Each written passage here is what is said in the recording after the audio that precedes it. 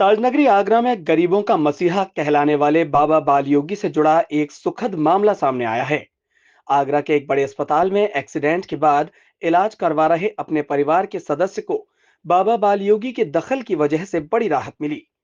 औरैया के इस परिवार के लिए अस्पताल ने करीब 18 लाख रुपए का बिल माफ कर दिया।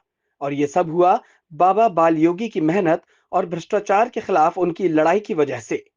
पूरा मामला जानते हैं बाबा बाल योगी की जुबानी।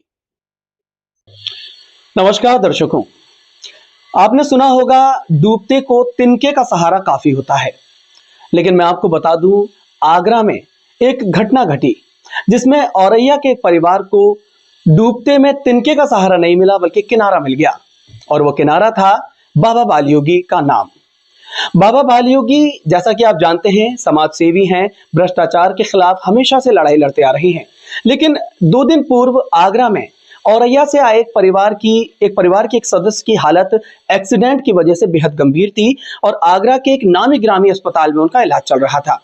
इलाज के दौरान उनका बिल आसमान छू रहा था और उस बिल को कम कराने के लिए कोई भी समाज सेवी संस्था आगे नहीं आ रही थी।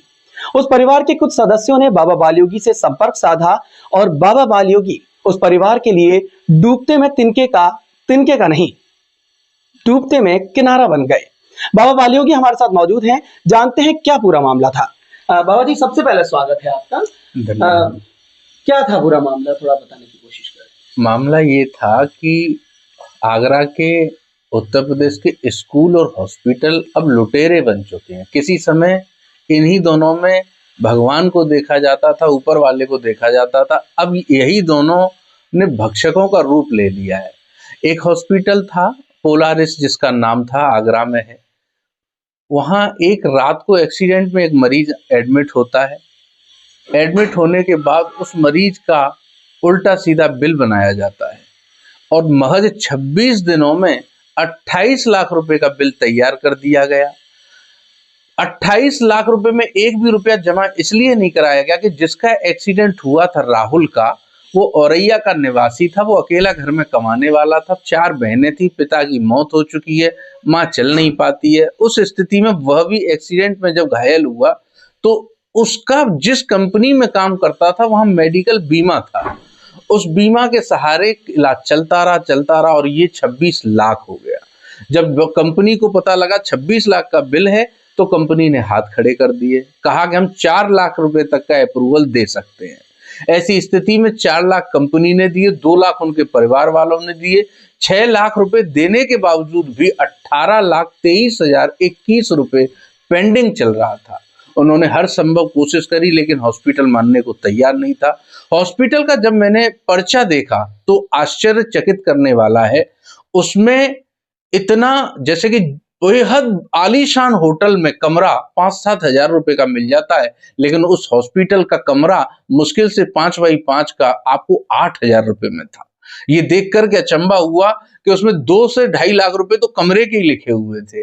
तो ऐसी स्थिति में हम लोगों ने वहां सोशल मीडिया के मद्देनजर और आप सभी पत्रकार भाइयों के सहयोग से हमने वहां पर कैंपेनिंग करी, प्रदर्शन किया, शुरुआत करी और उच्च अधिकारियों से भी हमने शिकायत करी। उसका परिणाम ये हुआ कि पोलारिस अस्पताल ने उसका 18,23,000 रुपए का बिल माफ कर दिया और माफ करने के साथ वो परिवार तो अपना घर चला गया, लेकिन ये सवाल पैदा कर गया कि 18 लाख रुपए किसी के अगर निकल रहे हैं तो वो माफ कैसे हो सकते हैं। माफ होना, क्या वो नहीं हुए थे?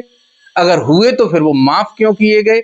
और हॉस्पिटल ने 1 नंबर का बिल काटने के बाद भी माफ कर दिए। इसका मतलब ये हॉस्पिटलों की अंधेरगर्दी है।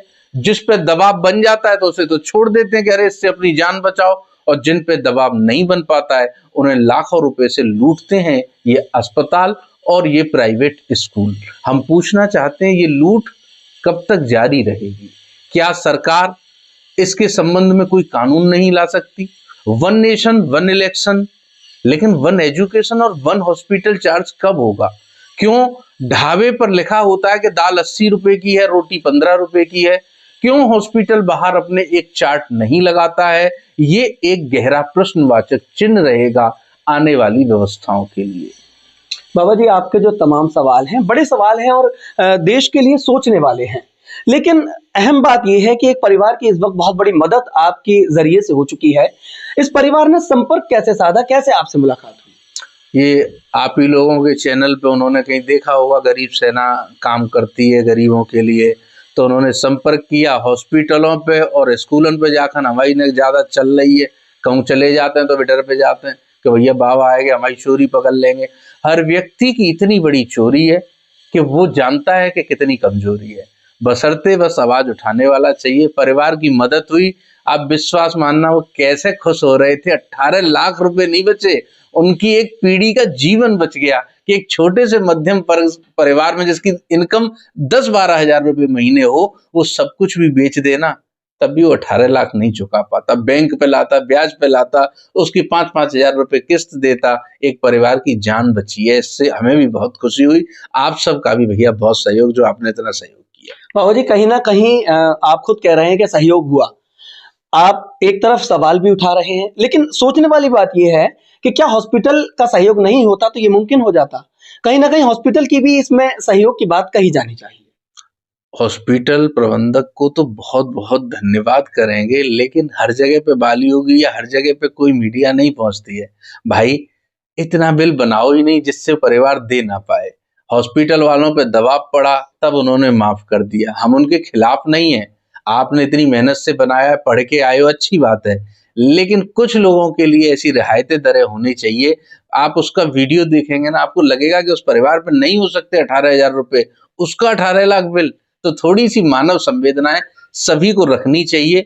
इतना ही हमारा तो कहना है। धन्यवाद पोलारिस अस्पताल का जो उन्होंने ये बिल माफ किया। बाबा जी, आखिरी सवाल, बच्चा जो एडमिट था, जो लड़का, उसकी तबीयत अब कैसी है? आपकी तो बात हो रही होगी लगातार।